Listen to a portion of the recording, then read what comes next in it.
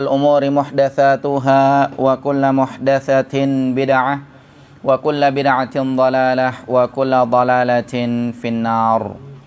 Para jemaah yang dimuliakan oleh Allah Subhanahu wa taala, pada kesempatan malam hari ini, hari Selasa tanggal 5 Rabiul Akhir tahun 1443 Hijriah atau 9 November 2021, kita melanjutkan kajian kitab Minhajul Muslim bersama dengan guru kita Syekh Abu Bakar Al-Jazairi rahimahullah.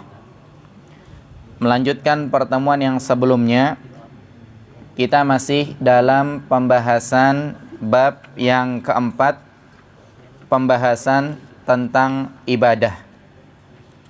Kemudian yang sedang dibahas adalah pasal yang ke-10 tentang zakat. Pembahasannya sampai di halaman 507. Pembahasan yang ketiga yaitu tentang syarat zakat dan ketentuannya. Kemarin sudah dibahas. Yang pertama adalah an-naqdani wa ma fi ma'nahuma. Yang pertama dibahas dua mata uang, emas dan perak, atau yang semakna dengannya. Terkait pembahasan ini, kemarin sudah dibahas. Yang pertama adalah emas. Sudah disampaikan, emas ini nisabnya 85 gram. Kemudian zakatnya 2,5%. Itu kalau dibahasakan dengan emas. Kalau dirupiahkan tinggal dihitung. Misalkannya 85 gram, per gramnya 1 juta, berarti 85 juta. Maka orang yang punya uang 85 juta ke atas, maka ini udah kena nisab. Kemudian dikeluarkan zakatnya 2,5% apabila mencapai haul. Apabila sudah haul, sudah genap 1 tahun, maka silahkan yang punya uang tinggal dicek uangnya sudah sampai nisab atau belum. Kalau sudah sampai nisab, silahkan diamalkan zakatnya. Kalau belum, ya sudah, belum ada kewajiban zakat. Tapi mau sedekah, silahkan. Yang berbahaya adalah dia nggak tahu aslinya sudah mencapai nisab dan dia harus zakat. Berarti di sepanjang hidupnya dosa terus dia. Ini yang berbahaya. Oleh karenanya, thalabul ilmi faridatun ala kulli muslim, belajar agama wajib bagi setiap orang Islam, biar dia tahu bagaimana kondisi dirinya, apakah dalam keadaan ketaatan atau dalam keadaan dosa, termasuk terkait pembahasan tentang zakat ini. Kemudian yang kedua, kemarin dibahas yang termasuk semakna dengan emas adalah perak. Barangkali sebagian orang membahasakan perak sekarang kalau dibeli nggak bisa dijual lagi. Maka untuk sekarang di kondisi itu, yang mungkin perak nggak jadi patokan. Akan tapi sebagai amanah ilmiah,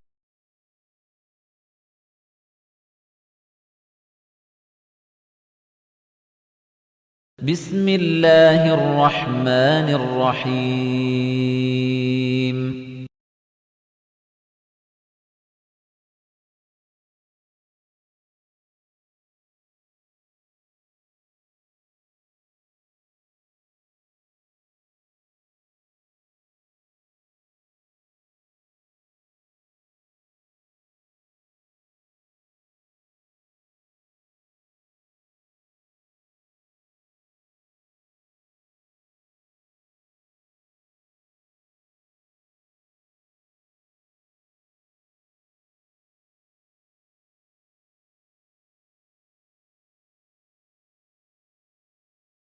sekitar 142.000. Sementara sekarang harga perak nggak nyampe segitu, hanya 15.000 mungkin per gramnya, atau mungkin 30.000.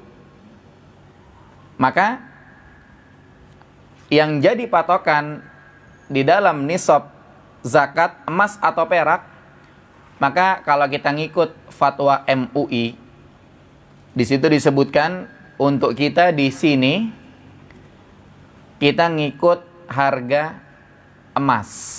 Apa sebabnya? Sebabnya kalau harga perak, contoh nisabnya 595 per gramnya, anggap saja 30.000. Maka hanya 17.850.000. Sementara kalau ada orang punya duit 20 juta, orang kaya apa bukan? Bukan orang kaya. Dia berhak menerima zakat gitu. Makanya kalau ada yang nanya, patokannya emas atau perak? Untuk kita di tempat tinggal kita, ini patokannya adalah emas. Ya, sebagaimana fatwa MUI. Tapi kita nggak heran, yang pernah kita sampaikan di pembahasan fikih zakat, para ulama di Timur Tengah sana, mereka memberikan patokan terbaik perak, sebagaimana pernah kita bahas. Tapi buat kita di sini, kita ikut fatwa MUI. Patokannya adalah emas. Karena kalau orang punya perak sekian bukan orang kaya. Cuma tetap dalam hitungan syar'inya kita harus paham. Pertama, nisab perak adalah 595 gram.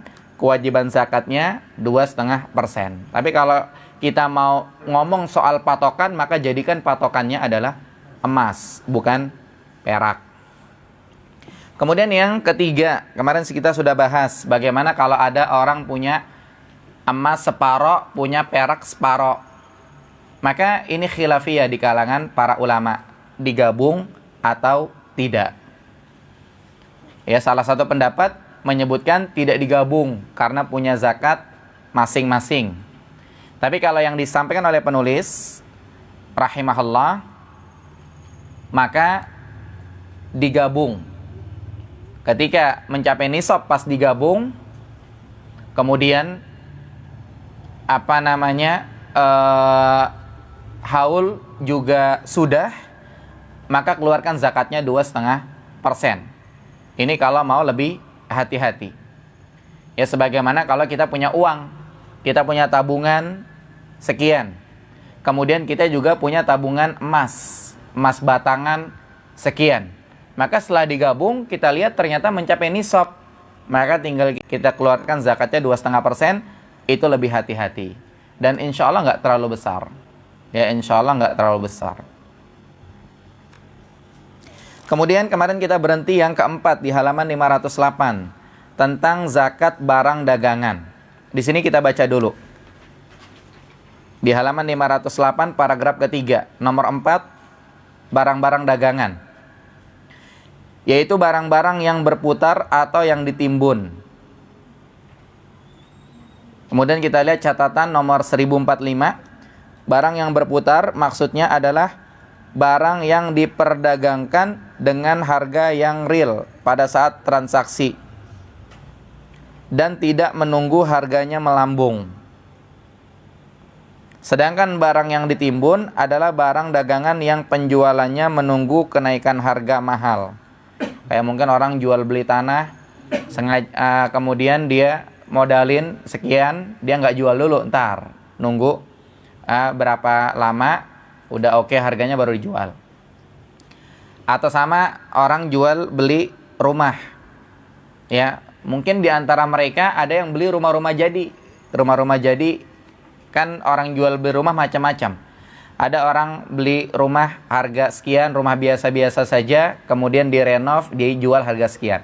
Nah, mungkin di antara mereka ada yang beli rumah jadi misalnya, harganya 250. Dia niat buat dijual lagi. Mungkin dia malas kalau beli rumah yang nggak jadi, nanti direnov sekian-sekian, dia malas, dia langsung beli rumah jadi. Yang satu dia beli harga 250, yang satu lagi kebetulan harganya sama, sampai dia punya 4.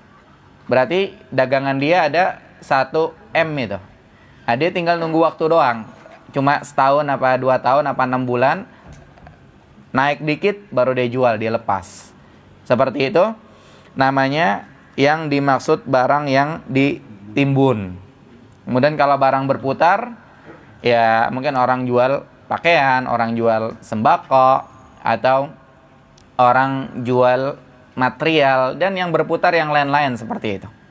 Nah, di sini kita kembali lagi ke halaman 508 paragraf yang ketiga, kita perhatikan baris kedua.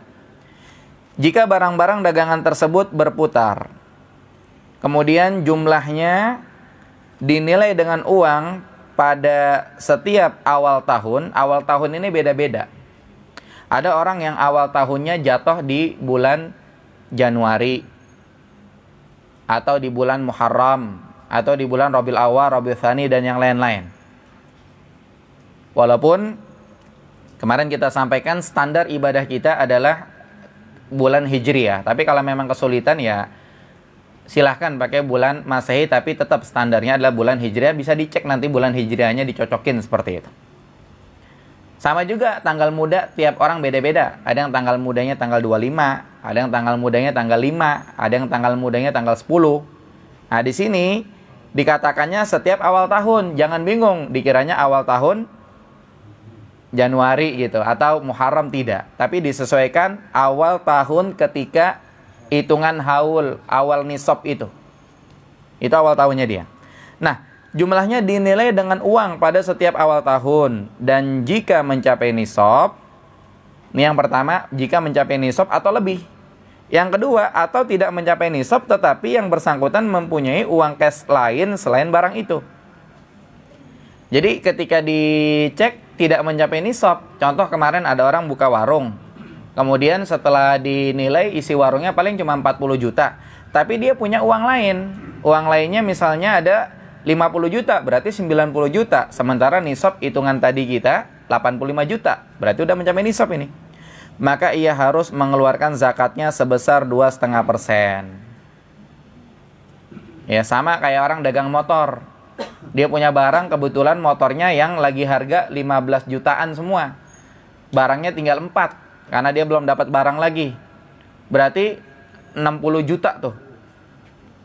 Nah, dia punya uang cash nggak gitu? Oh, ternyata ada. Uang cashnya ada 30 juta. 60 juta tambah 30 juta, 90 juta. Ya, kalau motor modalnya 15 juta, mungkin motor harga jualnya yang 20 apa 25 begitu kan. Nah, kan kemarin kita sampaikan bahwa yang dilihat adalah modal. Nah, bukan harga aslinya, tidak. Sama kayak orang jual mobil misalnya. Dia jual mobil 110 juta, sementara dia modalnya 75 juta misalnya, maka modalnya itu yang dihitung, yang dilihat.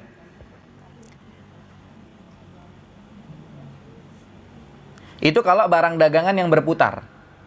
Ya, kalau barang dagangan yang berputar, maka ketika awal tahun dia mencapai nisab, kemarin dia cek, dia nominalkan. Ada berapa nih? Apa kalau diuangkan gitu, barang yang ada. Kalau memang mencapai nisab, keluarkan zakatnya 2,5%. Kalau mencapai nisab, keluarkan zakatnya 2,5%. Mencapai nisab di sini dalam artian apa? Dia punya barang, dia punya uang cash. Kemudian kalau tidak mencapai nisab, maka dicek uang cashnya juga gitu. Tapi kalau mencapai nisab, contoh barangnya senilai 100 juta. Kemudian uang cash dia ada 300 juta. Ya sudah, keluarkan 2,5%. Tapi kalau misalkannya barang dagangannya tidak mencapai nisab, di total hanya 50 juta, cek uang dia. Uangnya ada 40 juta, 90 juta, mencapai nisab, keluarkan 2,5%. Itu kalau barang dagangan yang berputar.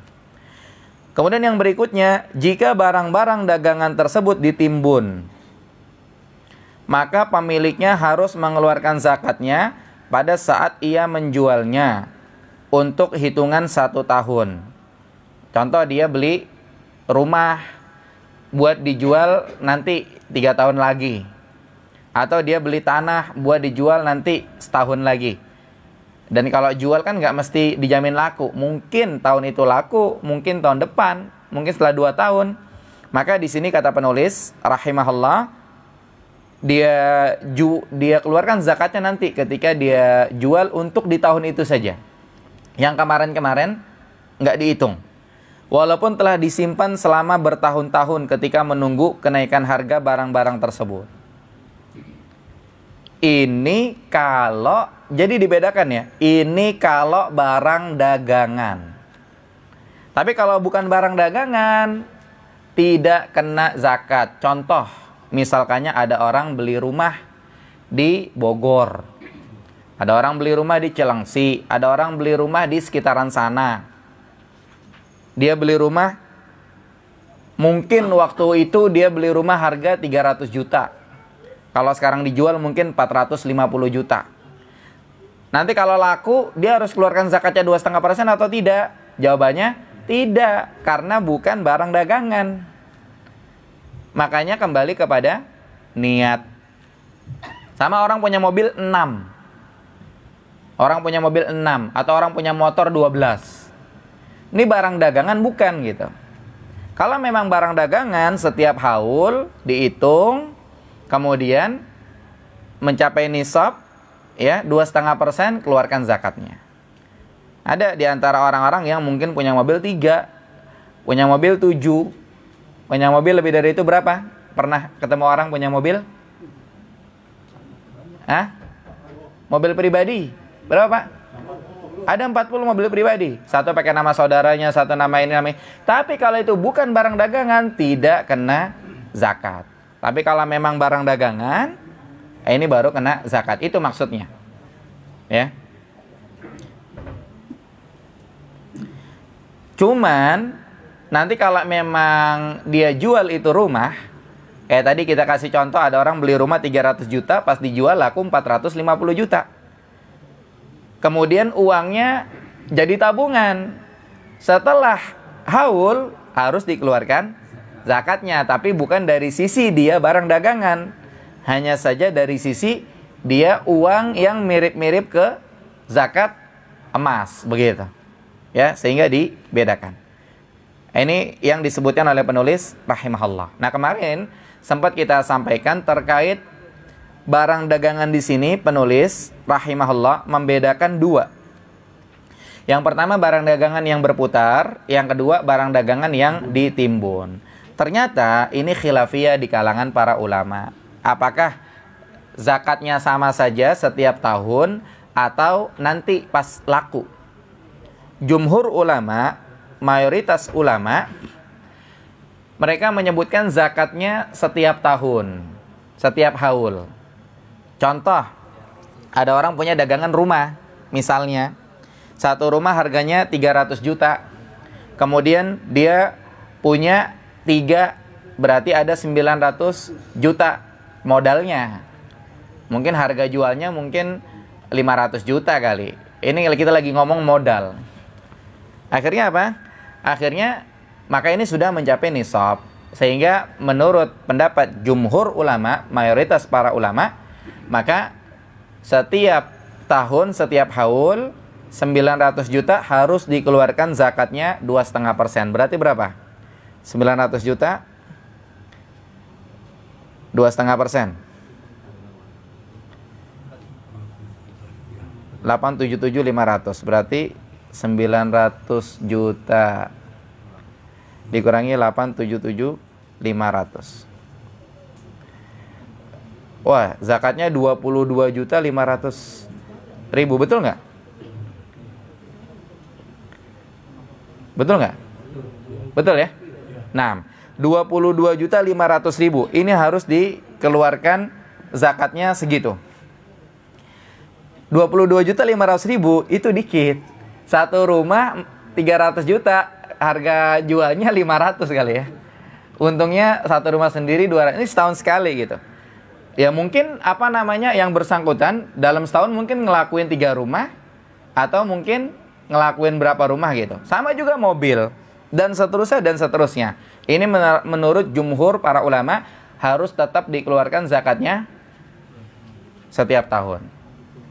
Tapi sebagian ulama yang lain, termasuk ulama-ulama yang belakangan, mereka banyak menyebutkan kalau misalkannya barangnya memang hitungannya tertimbun sampai bertahun-tahun sehingga yang bersangkutan harus ngeluarin zakat, hitungannya jatuhnya rugi seperti itu, maka mereka mengatakan sesuai dengan yang disebutkan oleh penulis rahimahullah, keluarkan zakatnya tunggu laku. Ya, misalkannya ada orang punya rumah 3 dengan 900 juta tadi, lakunya lama-lamanya orang jual rumah berapa tahun Pak lakunya? Ya, lama-lamanya, bukan cepet-cepetnya. Kalau cepetnya sebulan 2 bulan, lama-lamanya oh setahun ya. Lebih lama dari itu, saya pengen yang lebih lama dari itu. 2 tahun masih cepat. Yang lebih dari itu 5 tahun. Misalnya 5 tahun lah ya, 5 tahun. Maka 4 tahun yang sebelumnya itu nggak usah dikeluarkan zakatnya, nunggu laku aja baru dikeluarkan zakatnya. Itu menurut sebagian pendapat para ulama. Kalau ada yang ngalamin demikian, sehingga dia mengamalkan pendapat yang disebutkan oleh penulis rahimahullah, nunggu laku dulu aja lah, karena resiko, ya kan? Karena resiko belum laku seperti itu. Kalau dia hitungannya orang bisnis seperti itu, ya dia ngerasa malah rugi ya, keluar zakat dan seterusnya. Wallahu alam. Menurut pendapat yang disebutkan oleh penulis rahimahullah, ini boleh insyaallah. Karena ini khilafiyah di kalangan para ulama. Tapi kalau yang bersangkutan mau berbaik hati, karena kekayaannya juga alhamdulillah tidak seberapa, mengeluarkan zakat 2,5% tadi senilai 22.500.000 akhirnya dikeluarkan, maka wallahu alam, insyaallah itu yang terbaik. Ya, insyaallah itu yang terbaik. Ya, jelas insyaallah pembedaan tentang barang dagangan yang berputar dengan yang mandek, yang ditimbun, sengajain ditimbun. Ya, sengajain ditimbun buat nanti dijualnya 5 tahun lagi. Ada nggak orang bisnis dia jual beli tanah, tapi dia niatin buat dijual lagi, tapi nanti nunggu naiknya tanah itu naik bagus setelah berapa tahun, Pak? Enggak, maksudnya naik bagus, naik lumayan gitu. Kalau setiap tahun kan, kalau cuma setahun kan enggak ini. 10 tahun enggak kelamaan, Pak. Tergantung situasi pasar ya. Yang jelas yang mainan bisnis itu mungkin ngerti lah. Anggap aja 2 tahun, 3 tahun harga udah oke begitu, dan memang dia miliarder gitu kan. Memang dia bisnis di situ. Ya sudah. Ya, keterangannya sebagaimana tadi disebutkan. Kalau dia mungkin mau berbaik hati ya, dia keluarkan zakatnya setiap tahun, maka insyaallah itu baik buat dia insyaallah. Tapi kalau ingin mengambil pendapat para ulama yang menyebutkan nanti aja tunggu laku baru dikeluarkan zakatnya 2,5%, insyaallah tidak masalah.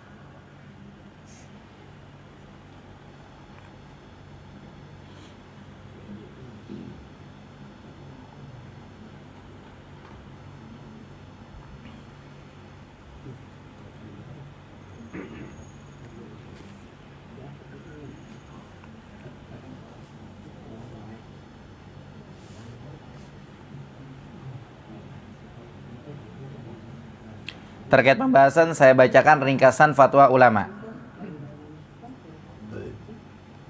Di sini ringkasannya.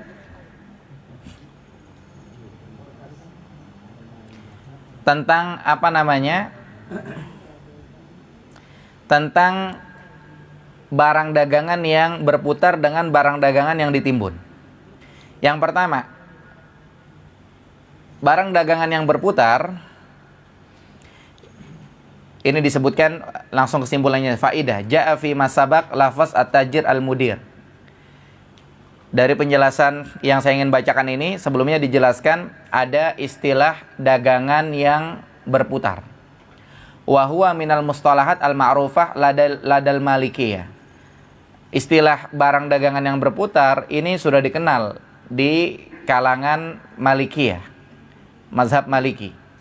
Haitsu innal Imam Malik rahimahullah, di mana Imam Malik rahimahullah yufarriqu baina sinfaini minat tujjar, membedakan dua jenis dagangan. Al-awwal, yang pertama, yutlaq alaihi tajir al-mudir. Ada dagangan yang memang berputar. Wa huwa alladhi yabi'u wa yashtari bis-si'r al-hadir. Itu dagangan atau tukang dagang yang memang dia jual beli dengan harga sekarang. Misal tujar al-baqala wal aqmisha wa nahwihim. Misalnya orang yang buka warung, kemudian dagang pakaian dan yang lain-lain. Atsani, yang kedua, yutlaq alaihi tajir al-muhtakar. Ada seorang pedagang yang memang dia nimbun modelnya. Wa huwa alladhi yashtari sil'ah wa yatarabbas biha raja'a irtifa' sir. Yaitu dia beli barang, kemudian sama dia sengaja ditahan, nunggu naik dulu baru dijual.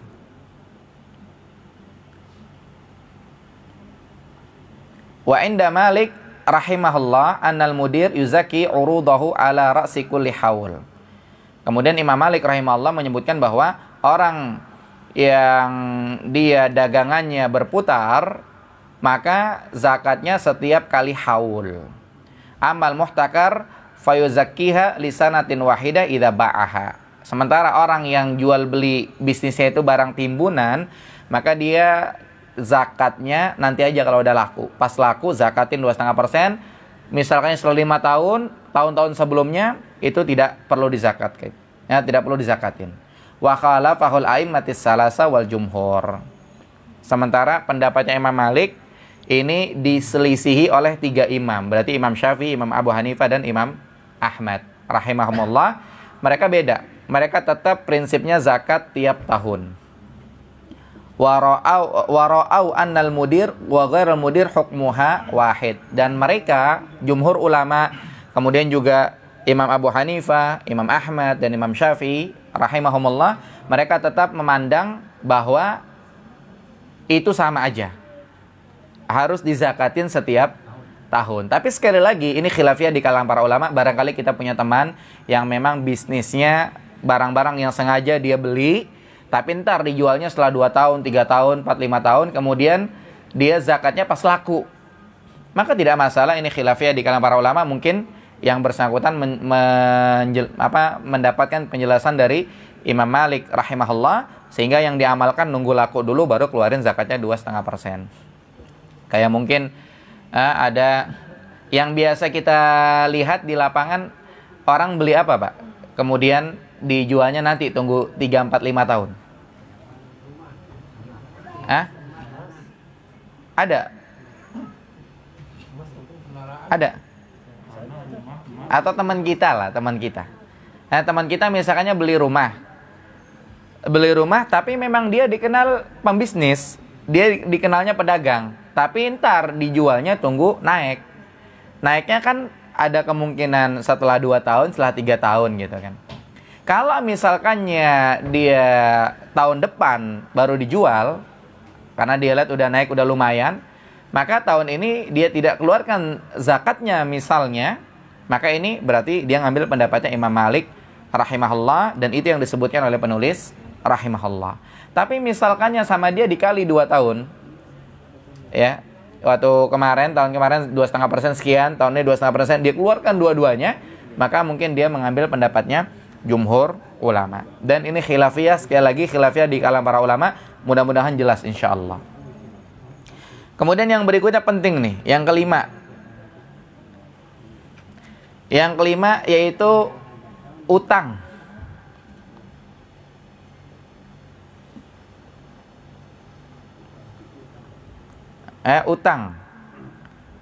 Utang piutang, maksudnya apa? Maksudnya nih, contoh saya punya duit 50 juta. Kemudian utang di luar, ada orang minjem duit sama saya, ada orang minjem duit sama saya 100 juta. Berarti duit saya 2 orang 100 juta, sama duit saya di tabungan 50 juta, berarti saya punya duit 150 juta dong.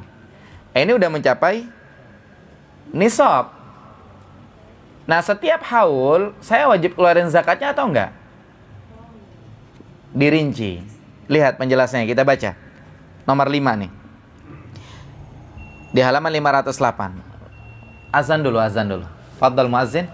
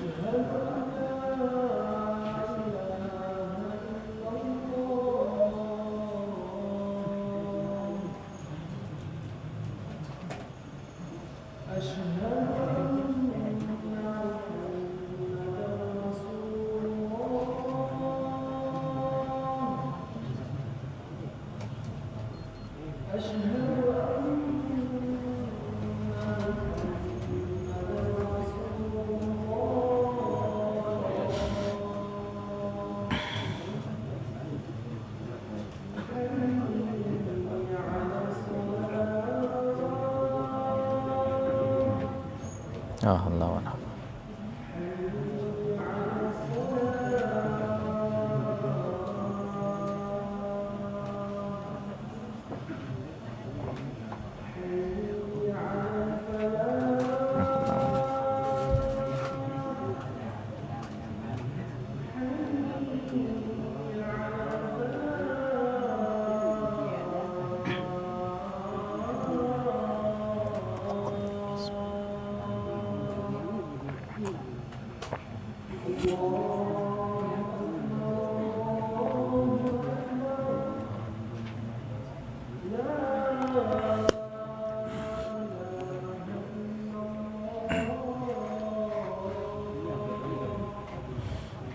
La ilaha illallah.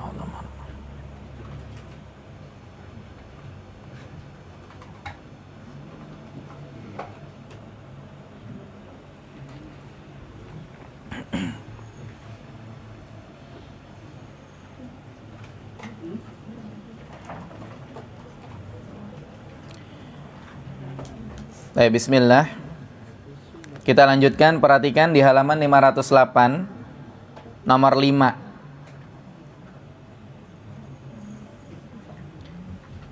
Barang siapa mempunyai piutang pada orang lain dan ia mampu melunasinya kapan saja ia kehendaki. Maksudnya apa nih? Maksudnya duit dia diutangin sama orang. Kayak tadi saya kasih contoh, saya punya 50 juta, kemudian diutangin sama dua orang, yang satu ngutang 50 juta, yang satu ngutang 50 juta. Terus di sini dibilangnya apa? Ia mampu melunasinya kapan saja ia kehendaki. Maksudnya apa? Maksudnya saya bebas. Saya bisa ngambil sama si A sama si B, duit saya mana sini yang 50 juta? Duit saya mana sini bayar 50 juta? Katanya mau bayar 3 hari lagi gitu, sini. Itu maksudnya. Dan memang benar, kan ada orang yang ngutang mau, bayar nggak mau gitu. Waktu datang ngutang, wah kayak gimana gitu. Pas giliran bayar malah galakan dia daripada kita gitu. Iya, ini nggak begitu. Jadi saya kasih contoh, saya punya uang 50 juta, kemudian uang saya diutangin sama si A 50 juta, sama si B 50 juta. Kalau saya nagih, ya biasa aja. Langsung ada lagi, saya nagih. Mana sini? 50 juta katanya mau bayar. Oh tunggu, dia langsung ambil HP-nya, dia transfer langsung, selesai. Nah kalau misalnya seperti itu, maka ia wajib menggabungkannya dengan uang yang dimilikinya. Berarti saya harus hitung 150 juta, uang saya 50 juta, yang uang saya dipinjam sama si A 50 juta, sama si B 50 juta. Saya harus hitung tuh. Ia wajib menggabungkannya dan uang yang dimilikinya, atau barang-barang berharga lain. Oh, saya masih punya lagi, misalkannya saya punya emas batang 50 gram misalnya. Seharga berarti 50 juta. Mungkin harga emasnya per gramnya 1.300.000. Tapi kalau dijual, lakunya cuma 50 juta misalnya. Berarti ada 200 juta tuh, udah mencapai nisab dan haul. Kemudian bagaimana? Kemudian mengeluarkan zakatnya ketika telah mencapai haul atau masa 1 tahun. Jadi begitu. Ya, kalau uang kita diutangin sama orang dan orang itu bakal bayar sama kita, atau mungkin misalnya apa? Misalkannya uang saya 100 juta dipinjam sama si fulan, dia beli mobil misalnya. Dia cicil setiap bulan 5 juta, 5 juta, 5 juta.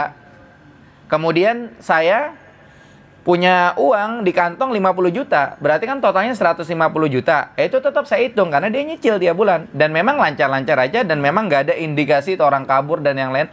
Normal-normal saja lah gitu. Maka tetap itu dihitung, keluarin zakatnya 2,5%. Mudah-mudahan jelas insya Allah. Berbeda dengan kasus yang kedua. Kasus berikutnya apa? Jika ia tidak mempunyai uang cash kecuali piutang tersebut, sedangkan piutangnya itu telah mencapai nisab. Oh, ini belum yang kedua. Yang kedua nanti yang berikutnya. Ya, ini masih tambahan penjelasan. Jika ia tidak mempunyai uang cash kecuali piutang tersebut, sedangkan piutangnya telah mencapai nisab, maka ia harus mengeluarkan zakatnya. Artinya, contoh saya nggak punya uang 50 juta, nggak ada uang cash 50 juta. Adanya uang yang dipinjam itu 50 juta, dicicil tiap bulan. Dia mungkin yang tadi saya kasih contoh, beli mobil 100 juta, dia tiap bulan dia nyicil 5 juta. Maka 100 juta itulah yang kita keluarkan zakatnya 2,5%. Berarti berapa? 100 juta dikurangi 2,5%. 11 jutaan ya? Hah? Iya, 11 juta, bukan 11 juta. 99 juta 999 2.500.000. Ya, berarti 100 juta dikurangi 2,5%. Ah ya, 2.500.000. Tadi saya salah mencet. 2.500.000. Berarti kalau dapat cicilan 5 juta, ya udah keluarin 2.500.000 buat zakatnya. Tapi kalau punya uang cash, gabung. Kalau nggak punya kecuali piutang aja, ya udah itu aja yang dikeluarin zakatnya. Jelas insya Allah, ini bagian yang pertama. Sekarang bagian yang kedua di halaman 509. Tetapi bagi orang yang mempunyai piutang pada peminjam yang sedang berada dalam kesulitan, yang tidak mampu mengembalikan kepada pemiliknya kapan saja ia menagihnya. Ini bahasa pemiliknya sopan. Kalau bahasa kasarnya, ada orang minjem kagak mau bayar dia. Sampai kita nagih-nagih tuh orang hilang, nggak tahu kemana gitu. Duit kita di orang sampai sekian puluh juta atau 100, 200, 300 juta mungkin. Atau misalkannya ada orang transaksi jual beli jual beli mobil misalkannya. Dia udah dapat barang, dia udah DP mobilnya misalnya 50 juta, tinggal ngelunasin lagi dikit, tapi tahu hilang. Maka sebetulnya dia harus balikin tuh 50 juta gitu kan. Ini namanya nggak kebayang nih duit kemana begitu. Dipinjam orang, duit kita tapi statusnya di luar nggak kebayang. Bakal balik apa enggak, wallahu a'lam begitu. Maka orang yang meminjamkan tersebut wajib mengeluarkan zakatnya pada saat penarikan piutang itu hanya untuk 1 tahun, meskipun piutang tersebut telah berjalan bertahun-tahun. Jadi kalau misalkannya ada orang ditipu 200 juta, kan 200 juta udah mencapai nisab. Kemudian nggak tahu ini penipu hilang kemana, tahu-tahu dia ngaji, dia tobat, dia rezekinya Allah kasih bagus, dicari si fulan, ketemu, bayar utang 200 juta. Padahal udah 12 tahun nggak ketemu gitu kan. Maka 200 juta keluarkan zakatnya 2,5% di tahun itu saja. Nah, kalau utangnya demikian. Baik, itu tentang utang. Ya, tentang utang. Jadi kalau utangnya mulus bagaimana? Kalau utangnya nggak mulus bagaimana? Kalau utangnya mulus, kemudian dia punya duit cash bagaimana? Kalau dia nggak punya duit cash bagaimana? Itu udah jelas insya Allah.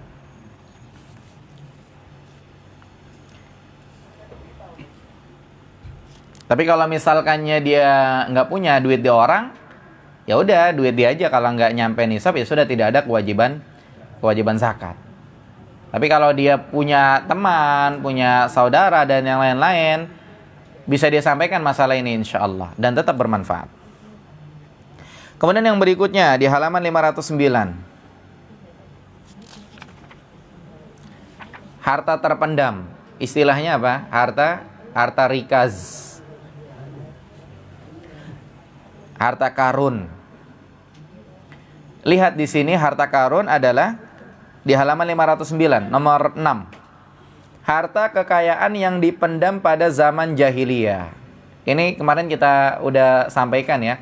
Misalnya ada orang nemu kalung, nemu cincin, jangan dibilang tuh harta karun, karena tuh kalung zaman sekarang, cincin zaman sekarang gitu. Bukan. Itu dia nemu barang orang jatuh doang gitu. Atau mungkin dia nemu emas batangan, nemu mungkin di gundukan sampah ada 50 gram misalnya, atau ada 100 gram. Maka itu bukan harta karun, bukan. Itu namanya luqotoh, barang hilang, harus diumumin selama 1 tahun. Ya dia pakai media-media ya yang dia berbayar medianya, kayak apa namanya, koran atau yang lain-lain begitu. Atau dia mau pakai media apa, tinggal nanti dia konsultasi sebaiknya bagaimana cara mengumumkannya dan seterusnya. Setahun gak ada yang ngaku, baru itu jadi milik dia. Dia bebas jual. Nanti kalau dia kena nisab dan haul, ya sudah kena kewajiban zakat di situ. Jadi di sini harta terpendam, harta karun, harta rikas adalah harta kekayaan yang dipendam pada zaman jahiliyah. Orang yang menemukan harta terpendam yang merupakan peninggalan dari harta kekayaan zaman jahiliyah di tanah miliknya atau di rumahnya, maka dia wajib mengeluarkan zakatnya sebesar 20% dari total harta yang ditemukannya, ya, yang diberikan kepada orang-orang fakir, orang-orang miskin, dan yayasan-yayasan sosial. Berdasarkan sabda Rasulullah SAW, firrikas al-khumus. Di dalam rikas, ini harta karun, harta terpendam, zakatnya adalah al-khumus, 1/5, berarti 20%. Tapi mungkin ini jarang. Ya cuman kalau memang ngalamin, ya kita ingat aja 20%. Jadi pernah dengar nggak ada orang nemuin harta karun kemudian dijual di pasar? Pernah dengar nggak? Yang pengalamannya banyak nih. Ada yang pernah dengar? Hah? Di Jawa Timur. Antum dengar harganya berapa pas dijual? Di atas 100 juta. Contoh 200 juta. Keluarin zakatnya 20%, selesai. Ya keluarin zakatnya 20%, selesai. Kalau memang ada yang ngalamin tuh. Kemudian lanjut ke barang-barang tambang.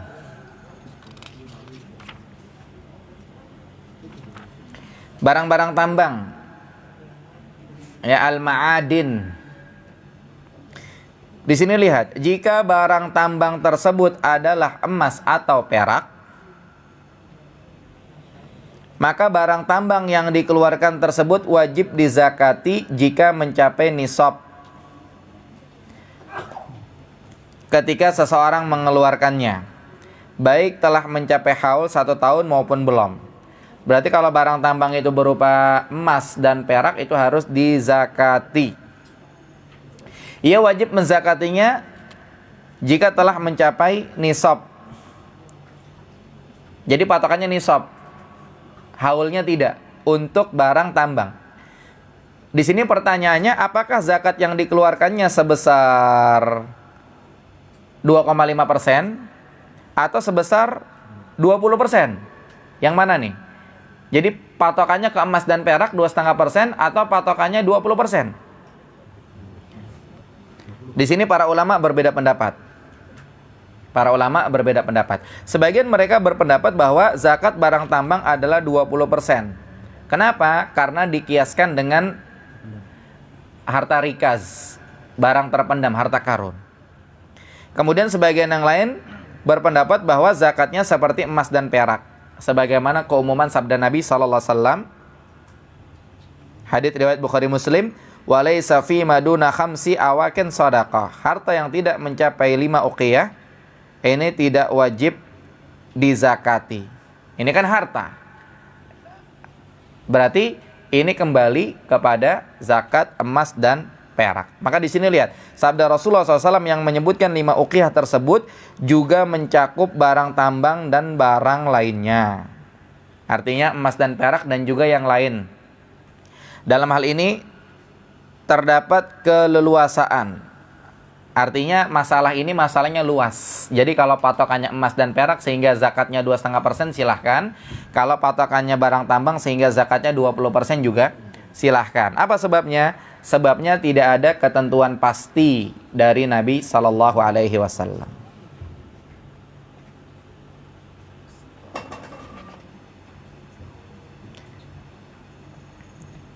Kemudian berikutnya di halaman 510.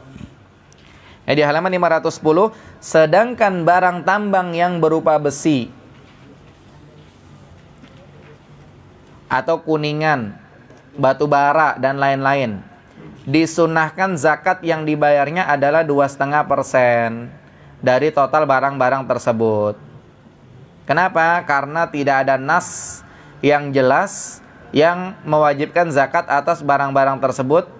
Dan barang-barang itu tidak termasuk emas dan perak yang wajib dizakati. Hanya saja saran tetap dizakati 2,5%. Ini tugas ini direktur penambang ini. Kalau barang-barang dagangan ini tugasnya orang-orang yang punya usaha. Ya kayak mungkin di sekitar kita ada orang punya usaha material. Mungkin omsetnya material itu ya 100-200 juta ke atas. Material yang besar mungkin sampai 500 juta lebih, gitu kan. Ini barang dagangan, dia harus ngerti zakat barang dagangan. Sama juga orang yang punya usaha-usaha pakaian mungkin. Ya usaha pakaian istilahnya apa? Garment, ya. Dan yang lain-lain. Maka ini harus ngerti nih barang dagangan. Jangan sampai gara-gara dagangan dia nanti dia dipanggil sama api neraka gitu kan. Hati-hati yang punya dagangan kan begitu. Jadi harus paham, harus ngerti. Dan tadi kita sudah jelasin barang dagangan. Nah, kemudian juga barang tambang. Ada tuh pimpinan perusahaan di pertambangan, ya kan? Mereka harus ngerti. Jadi dalam perusahaan tuh ada zakat setiap tahunnya, itu harus dihitung. Zakat barang dagangan atau zakat barang tambang tuh tanggung jawab mereka. Mungkin kita nggak main di situ, artinya kita nggak ada tanggung jawab di situ. Ya sudah, kita asal tahu saja secara syar'inya seperti ini loh begitu. Kemudian terakhir, harta yang digunakan. Ya, harta yang digunakan, lihat di halaman 510 nomor 8. Jika harta yang digunakan tersebut merupakan keuntungan atau laba perdagangan atau hasil peternakan, maka zakatnya adalah sama dengan harta aslinya dan tidak disyaratkan mencapai haul 1 tahun. Sekali lagi, jika harta yang dipergunakan tersebut merupakan keuntungan perdagangan atau hasil peternakan, maka zakatnya adalah sama dengan zakat harta aslinya, berarti 2,5% gitu. Dan tidak disyaratkan mencapai haul 1 tahun. Sedangkan harta yang dipergunakan yang bukan merupakan keuntungan perdagangan atau hasil peternakan yang dilakukannya, jika telah mencapai nisab dan genap 1 tahun, maka ia harus dikeluarkan zakatnya. Berarti ini harta-harta yang digunakan apa ini?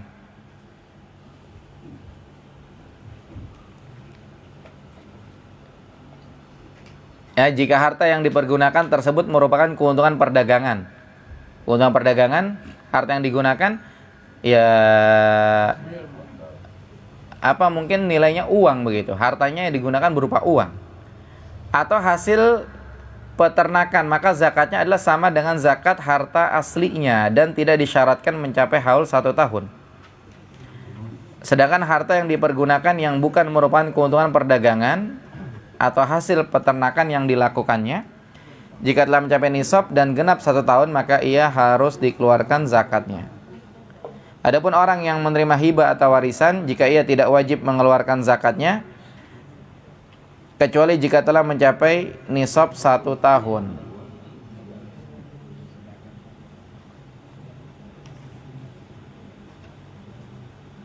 Apa maksudnya? Ini kita tunda pertemuan berikutnya insyaallah. Ya. Nah, kalau di naskah Arabnya al-malul mustafad. In kana al-malul mustafad ribha tijaratin aw nitaj hayawanin zakahu bi zakati aslihi wala yaltafit ilal hauli fihi. Harta yang digunakan. Jadi kalau harta yang digunakan adalah hasil untung dagangan atau hewan, maka zakatnya kayak zakat aslinya. Nggak usah dilihat haulnya. Wa in kana al-mustafad min ghairi ribhi tijarin, kalau yang dipakai itu bukan keuntungan dagangan, au nitat hewan, atau bukan dari hasil peternakan, istaqbala bihi in kana nisaban haulan kamilan thumma zakkahu. Maka zakatnya itu kalau udah mencapai nisab dan haul. Bingung ya? Faman wahaba lahu malun aw warathatun la zakata fihi hatta yahula alaihil haul. Buat orang yang dikasih harta atau dia dapat warisan, maka nggak ada zakatnya kecuali kalau sudah sampai haul.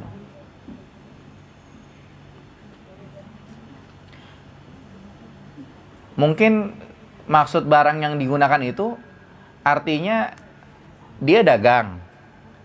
Kemudian sambil dagang ya dia makan uang makan sehari-hari dari uang itu gitu.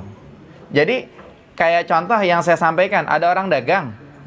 Di antara pedagang-pedagang itu ada yang memisahkan antara harta pribadi dengan harta perusahaan. Tapi di antara pedagang-pedagang itu nggak ada yang memisahkan. Artinya apa? Artinya dia ngambil manfaat dari duit yang diputer, kan begitu. Nah, orang yang ngambil manfaat dari duit yang diputer, maka kalau dia udah ngeluarin zakat barang dagangan,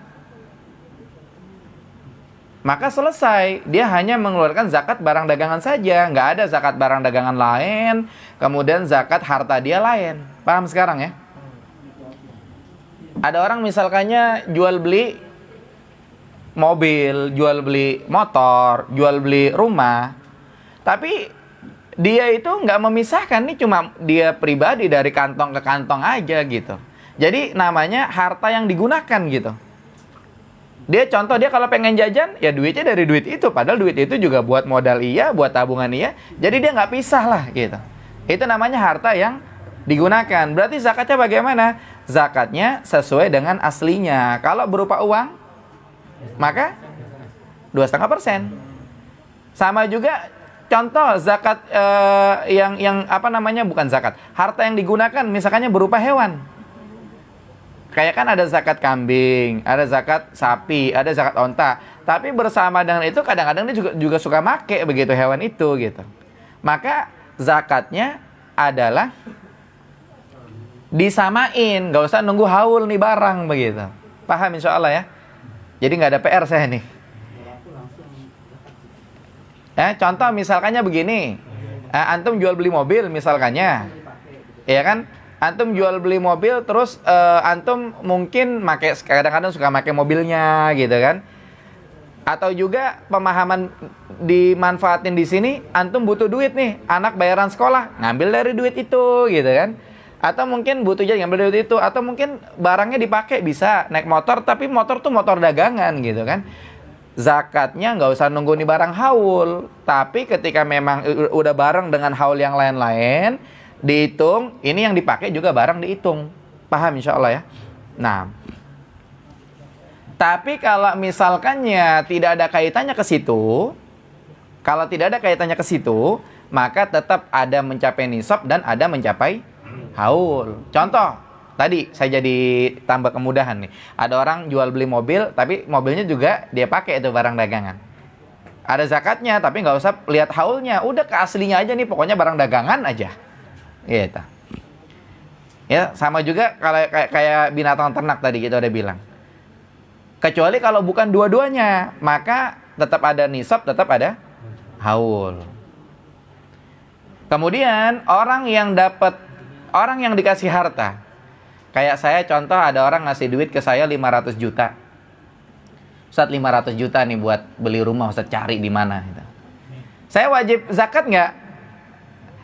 Nggak. Kecuali kalau sudah mencapai haul.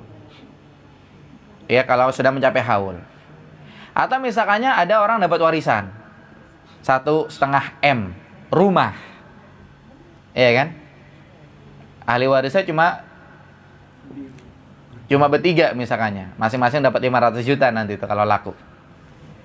Laku tuh rumah 1,5 M. Dapat 500 juta masing-masing. Mereka wajib zakat tidak?